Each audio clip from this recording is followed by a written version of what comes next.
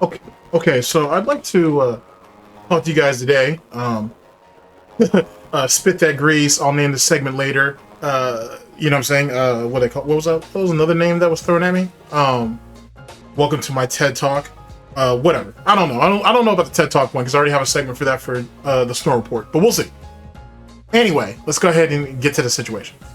As the title, I'm sure, has already alluded to, I want to speak to you guys briefly. It's probably not going to be brief, but it'll be brief. About is there a line? Is there a line that Kino Casino, PPP in particular, is there a line that they can't cross with DSP as it pertains to whatever? Is there that one subject matter that they shouldn't try to make fun of DSP on, poke him on, mock him for? Now, it's my understanding that this particular talking point has been floating around for a little bit. So, and it's a good talking point to have, to be honest with you, because if you just go over the last couple of smart guys with the grill fill segment, that's essentially what that is. And it's very clear that PPP is testing the waters.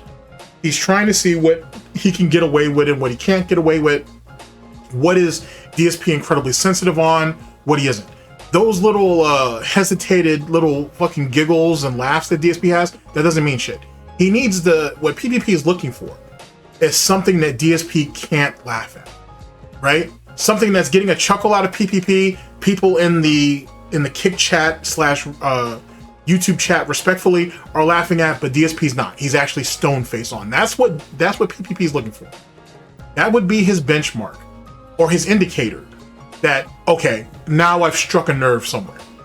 Anything that DSP is willing to the goat laugh at, seal clap to, or even try to give a slight response to, those aren't it. That's not enough. That's not enough. Because PPP understands very clearly how dependent DSP is on him.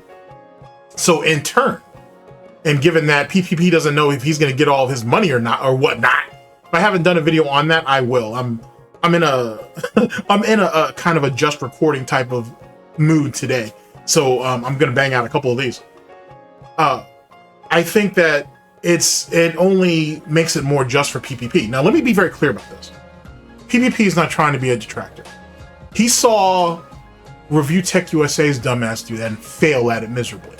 And truth be told, at least at that time, whether you would consider the people that were around Review Tech USA as advantages to him or not is up to you. But he had some people around him who were known DSP detractors or detractors, whatever they call those people. He had some of those people around him that gave him a leg up, right? PPP doesn't have that. PPP could probably reach out to any detractor and he would probably get a response. But it's clear that PPP doesn't want that. PPP is trying to learn organically. He doesn't want to have any detractors as a crutch or anything like that, like what Stuttering Craig had, like what Review Tech USA had, like any other person who tries to come into this shit in a good Samaritan and tries to give them some information. PPP is not looking for that. He wants to go ahead and look at the raw content, whether through a detractor or DSP's own slop, make his own opinion of it, and then question him, which it's going to succeed. It's going to succeed because DSP will look at it as, oh, well, he's not completely tainted by the detractor opinion, which is actually bullshit, because if PPP is watching detractor content, which he is, he's readily admitted it, he is watching someone's opinion. He is viewing DSP through the eyes of someone else. You know what I'm saying? So theoretically, he is going off of someone's opinion, but he's forming his own opinion. He doesn't have an attachment to Secret Limited, to Steve of the Dead, to That Being Said, to Duty, to Snort Hogan, to Snort Burnell, to Tevin. He doesn't have any real attachments to any of those people. Whether he's spoken to them or not is incidental. But he doesn't have any real attachment to them. He doesn't have an allegiance to those people. It still falls on him to make his final decision. And then he can present that to DSP. Now, theoretically, some of you would be right to say, you know, Golden, isn't that a cope, theoretically, bud? Because if he's watching Detractor content and he's not watching DSP's content, and you're saying he's going off of the opinion of that set Detractor, then he is theoretically compromised. And what I want to say contaminated. Let's not say compromised. He's theoretically contaminated already, isn't he? He theoretically is. Theoretically. But PPP also realizes going through some of DSP's shit is fucking useless. It's useless. Even if he's going to a Detractor channel who's just clipping it, it's still a Detractor. They're still choosing to clip it. They're still choosing to clip what segments that they found that was entertaining. DSP could very well use that against him, but he won't, because DSP needs PPP, and truth be told, he fears him, and he fears his influence. But as it pertains, so anyway, so PPP can absorb the content any which way, and then he can present it to DSP in a way that he sees fit, in a very gradual, controlled sort of way, like a controlled burn, if you will. Actually, that works perfectly. It's very much a controlled burn. Instead of most detractors like myself, who will just go ahead and crank the temperature up high and then bring it down and whatnot to get the type of texture of the bacon that I want. PPP is willing to go ahead and go slow with it and take his time with it to see exactly how DSP will react to him saying these things. Even if he is mirroring a similar term of a detractor, by giving it his own twist on it, he can gradually get DSP in that situation. I got another analogy. It's like it's like the science experiment, for example, with a frog, right? If you put a frog into room temperature water in a pot on the stove, and if you crank the temperature up gradually, the frog won't come out. He'll boil alive. Whereas if you have a pot of boiling water and you just fling the frog in it, the frog's gonna do whatever the fuck it can to get out. It's like that. And that's what PPP's methodology is. That's what his MO is to gradually raise the temperature and see how you react. And truth be told, PPP's kind of always been that way. That's always been his MO. And so with doing this to DSP is par for the course. It doesn't surprise me either which way. But here's where I think some of us are missing it. And I'm not here to criticize people who disagree with me and whatnot. You have the right to disagree with me, disagree with anybody else on anything. What I'm saying is that it's because of that type of it's because DSP needs him, right? It's because he's going to he's watching whatever content he's watching and then presenting it to DSP with his type of spin. But while being front-faced that, hey, I saw this one video of you're being accused of this, or they said you did this.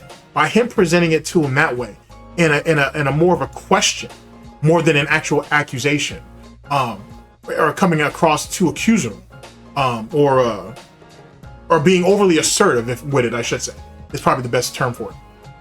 He keeps DSP comfortable, and in turn, ladies and gentlemen, as I've told you, you keep him complacent. And if you keep him complacent, then you keep him compromised. And in turn, DSP is always going to essentially stay submissive in some ways to DSP as long as PPP can keep him in pocket like that. By doing that, PPP can literally hit anything he wants on DSP, and DSP will pretty much react according to plan. Because PPP is not relying on just one way of attacking DSP. He's developed a couple of different stages or layers to this to approach it. It's I'm not here to kiss PPP's ass and whatnot. I'm not saying that it's overly brilliant. Most detractors would have probably done the same way. When you really think about it, like let me trail off for a second. I mean, for a segment, but for a second. If you really think about it, you would think, oh, well, if a DSP detractor was able to get into an interview with DSP, they would just slam him. Most would. I would, to be honest with you.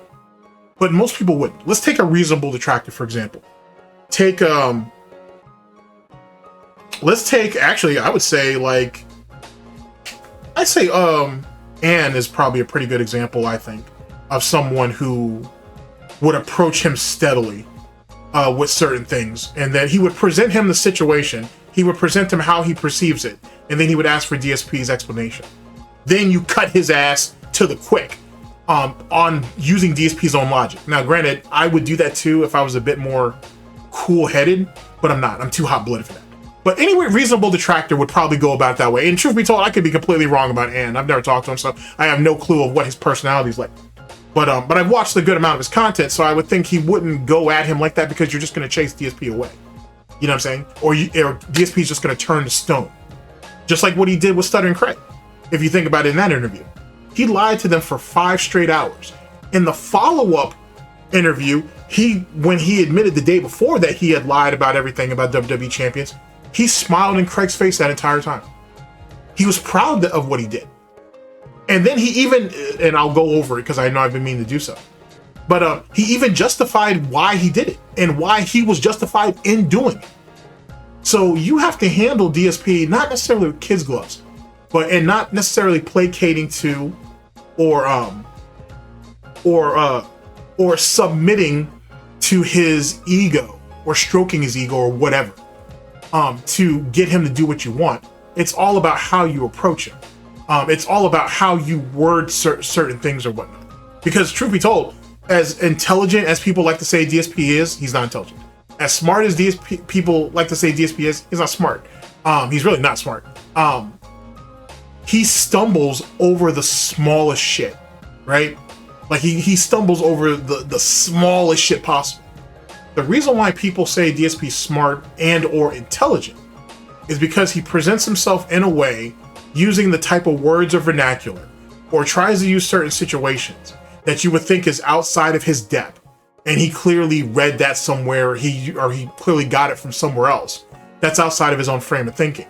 But you also have to remember, DSP's strength it really comes into the fact that he's a fucking alien.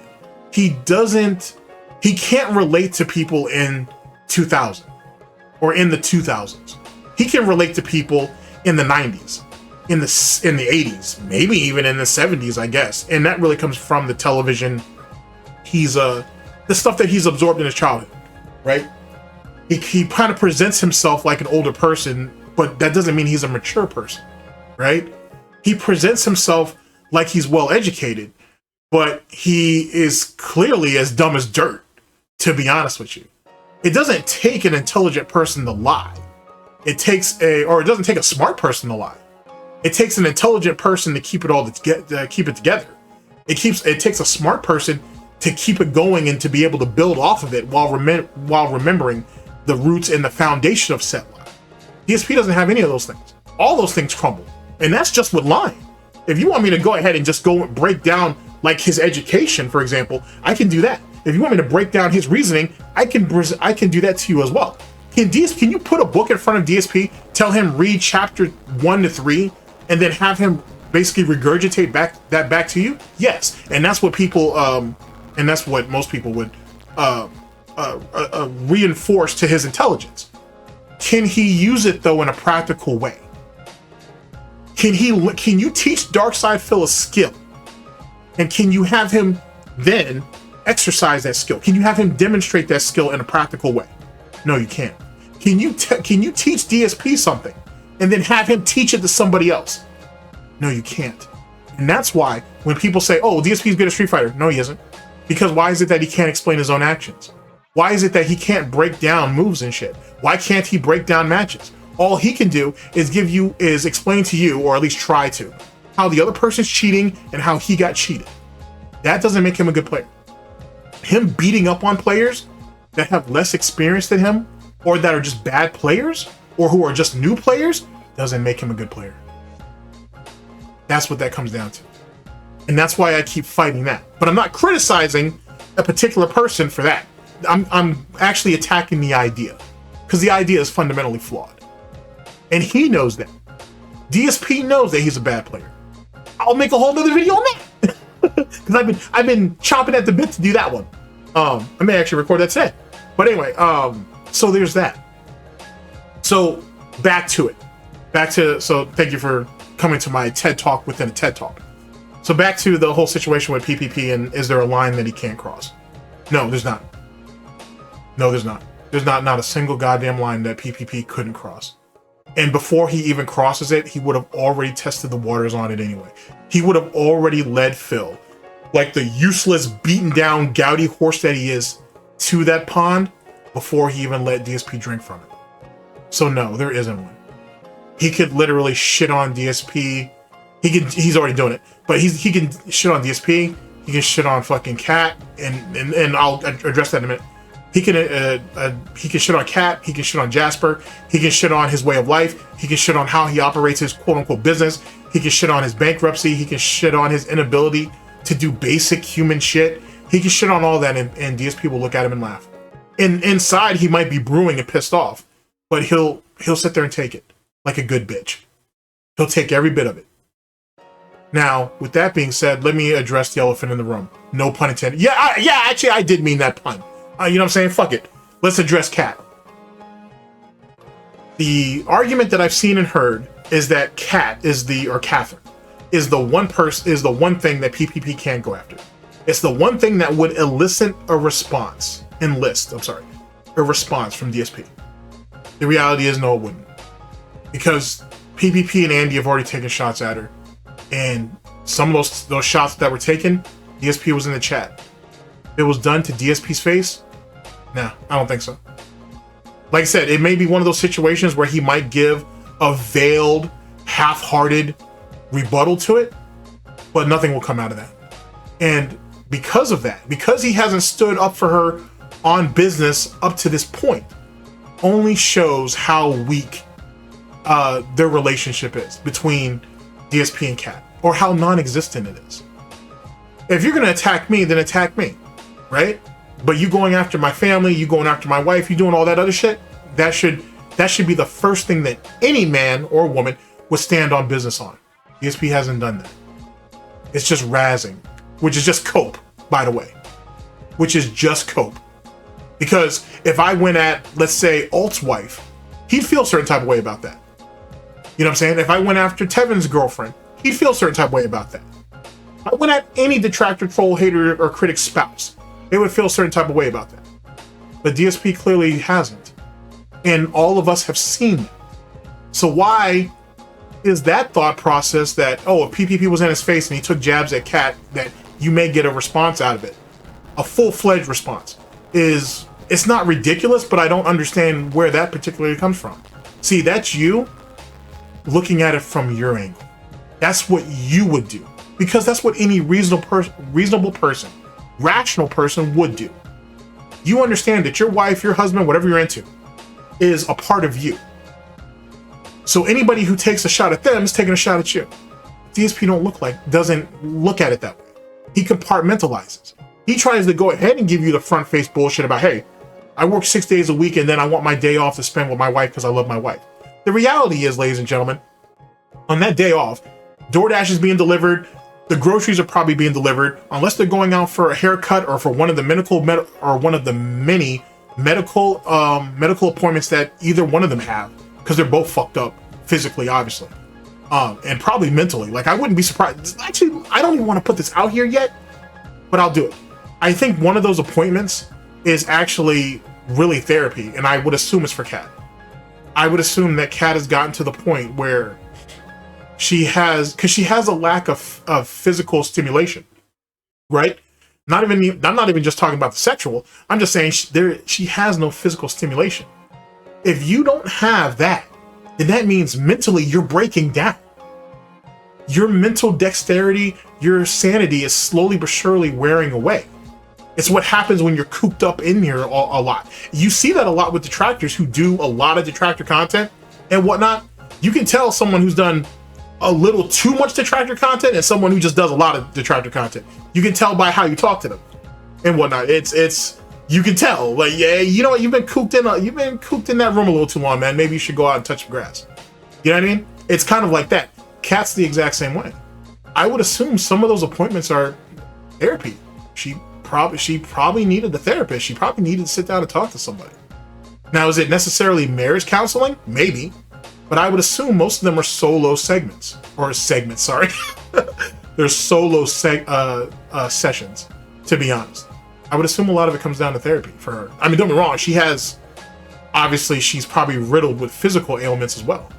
But I wouldn't be surprised if that chick going to therapy. She kind of needs it. Because if she starts cracking up, she starts breaking up, especially if you guys know what I know.